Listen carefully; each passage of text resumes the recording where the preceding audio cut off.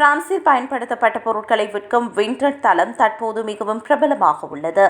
ஆடைகள் முதல் வீட்டு உபயோகப் பொருட்கள் வரை அனைத்தையும் விற்பனை செய்து பணம் ஈட்ட இது ஒரு சிறந்த வாய்ப்பாக தெரிந்தாலும் இதன் பின்னணியில் ஒரு முக்கியமான நிர்வாக நடைமுறையை பலர் கவனிப்பதில்லை. விண்டட் போன்ற தளங்கள் மூலம் நீங்கள் ஈட்டும் சிறிய வருமானம் கூட காஃப் பார்வையில் வருமானமாகவே கருதப்படுகிறது.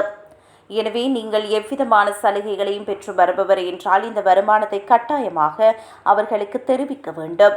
சமீபத்தில் குறைந்த அளவிலான பரிவர்த்தனைகளை செய்த ARSA உதவித்தொகை பெறுபவர் ஒருவர் காஃப் அமைப்பிற்கு தகவல் தெரிவிக்காததால் 10,000 யூரோக்களை திருப்பிச் செலுத்த உத்தரவிடப்பட்டார். விற்பனையின் அளவு அல்லது எண்ணிக்கையை விட அதை அறிவிக்க வேண்டிய கடமையே முக்கியம் என்பது நீதிமன்றம் சுட்டிக்காட்டியுள்ளது. பொதுவாக தனிப்பட்ட பொருட்களை விற்பது வரிக்கு உட்பட்டது அல்ல. ஆனால் 5,000 யூரோவிற்கு மேல் விற்பனை செய்தாலோ அல்லது லாப நோக்கத்துடன் மறுவிற்பனை செய்தாலோ மட்டுமே வரி விதிக்கப்படும். ஆனால் காஃப் போன்ற அமைப்புகளுக்கு உங்கள் வருமானத்தை அறிவிப்பது என்பது வரி விதிப்பிலிருந்து வேறுபட்டது. இது உங்கள் சலுகைகளை கணக்கிடுவதற்கு அவசியமானது. தற்போது விண்டட் போன்ற ஆன்லைன் சந்தைகள் பரிவர்த்தனை விவரங்களை அரசுக்கு தெரிவிக்கின்றன.